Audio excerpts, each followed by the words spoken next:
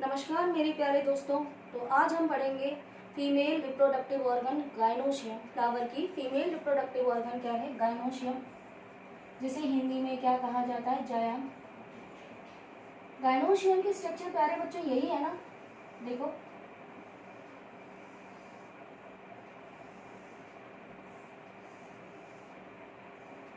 Gynoecium में 3 part होते हैं। सबसे पहला है स्टिग्मा, जिसे कहते हैं वर्तिकाग्र। मिडिल का पार्ट क्या कहलाता है? स्टाइल। और ये वाला पार्ट क्या कहलाता है? ओवरी।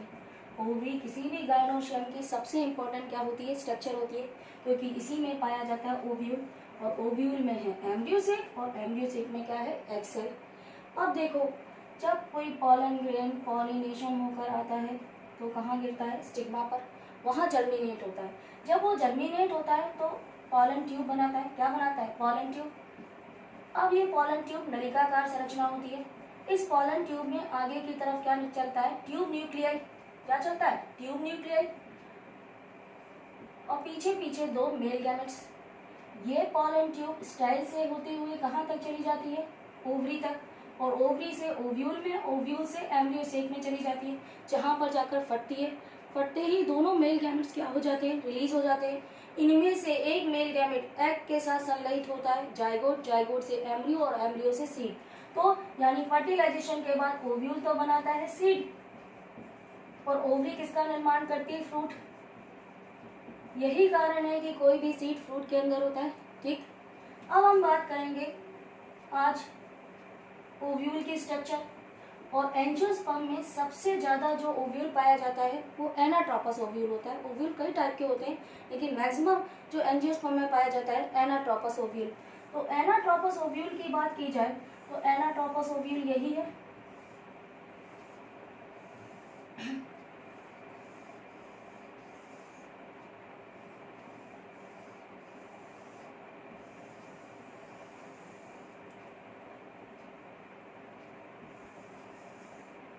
देखो, सबसे पहले ओव्यूल में ये स्टॉक जैसी जो संरचना होती है, इसे फ्यूनिकुलस कहा जाता है, बीजाणु ग्रंथ कहा जाता है। क्या कहते हैं? फ्यूनिकुलस या बीजाणु ग्रंथ। और जबकि ये स्ट्रक्चर क्या कहलाती है? न्यूसिलस।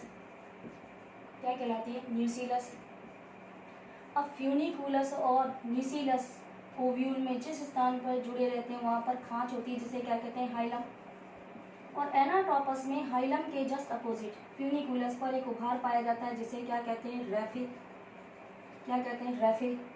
ठीक, अब न्यूसिलस के चारों ओर क्या होते हैं? एनाट्रोपस में क्या होते हैं? इंटेगुमेंट पाए जाते हैं। और अधिकांश एंजियोस्पर्म में 2 ही इंटेगुमेंट पाए जाते हैं। एक तो ये बाहर वाला है, जिसे क्या कहते हैं? Outer integument. किसे? Outer integument. ठीक है, बाहर का है ना सी। और ये अंदर वाला क्या कहलाएगा? Inner integument. Inner integument. और दोनों इंटेगुमेंट क्या करते हैं? ओव्यूल की प्रोटेक्शन यानी सुरक्षा का काम करते हैं।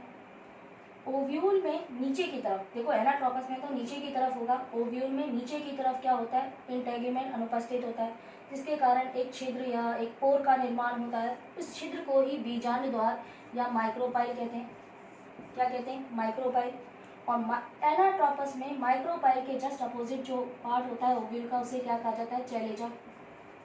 ठीक है, अब मैंने आपको ये बता दिया कि ये तो न्यूसिलस है, और न्यूसिलस में क्या होता है? एम्ब्रियोसेक। एम्ब्रियोसेक, जिसे क्या कहा जाता है? Female gametophyte. Female gametophyte. और यही ओव्यूल की क्या है? इंपॉर्टेंट स्ट्रक्चर है, फीमेल गैमेटोफाइट।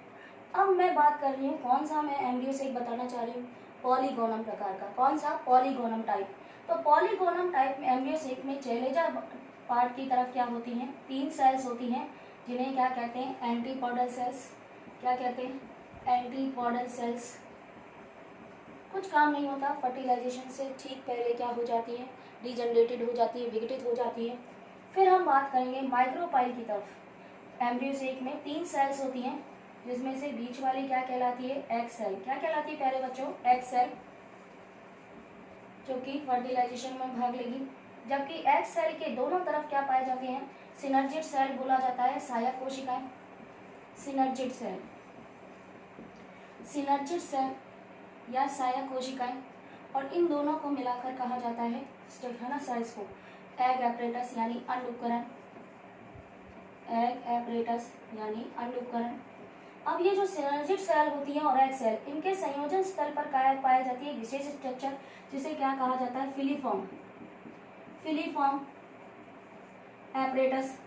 और फिलीफॉर्म एपरेटस का काम होता है न्यूक्लियस को, जो ट्यूब न्यूक्लियाई थी पॉलन ट्यूब के आगे, उस ट्यूब न्यूक्लियाई को क्या करना, एक तरह से सिग्नल भेजना, जिसके कारण ये पॉलन ट्यूब कहाँ तक जाए, एम्ब्रियो सेक में उसी स्थान से प्रवेश करे जहाँ पर क्या है, ये फिलीफॉर्म एपरेटस है या एग सेल उपस्थित है। तो पॉलन ट्यूब इधर से उधर ना जाए और सीधे एम्ब्रियो सेक में प्रवेश करे, इसका कौन निर्धारित करता है, फिलीफॉर्म एपरेटस करता है। अब एग एपरेटस और एंटीपॉडल सेल के बीच में क्या पाया जाता है, पॉलन न्यूक्लियाई। पॉलन न्यूक्लियाई दो केंद्रक से मिलकर बना होता है, लेकिन सेल क्या होती है, एक होती है। यही कारण है कि आप देखें यहाँ पर एग एपरेटस में कितनी सेल है, 3 सेल, एंटीपॉडल सेल कितनी है, 3 सेल, जबकि पॉलन न्यूक्लियाई खुद कितना है, एक ही एक सेल से मिलकर बना हुआ है। और पॉलन न्यूक्लियाई कितनी सेल से मिलकर बना हुआ है, एक सेल से। तो बच्चों जो पॉलीगोनम एम्ब्रियो सेक है वो कितने कोशिकीय माना जाता है, 7 कोशिकीय। लेकिन केंद्रकों की अगर संख्या देखी जाए तो 3 केंद्रक ये रहे, 2 केंद्रक ये और 3 केंद्रक, तो टोटल 8 केंद्रकों से मिलकर बना होता है पॉलीगोनम एम्ब्रियो सेक, जिसमें केंद्रकों की व्यवस्था होती है 3 + 2 + 3। तो इस प्रकार ये हमारा एंटी जो होता है एनाटोपस प्रकार का ओव्यूल्स की स्ट्रक्चर थी। आगे हम क्या पढ़ेंगे, एंड्रोशियम के स्ट्रक्चर, जो कि नेक्स्ट वीडियो में। तो इसलिए आप मेरे वीडियो को लाइक कीजिए, सब्सक्राइब कीजिए और बेल आइकन को दबाइए।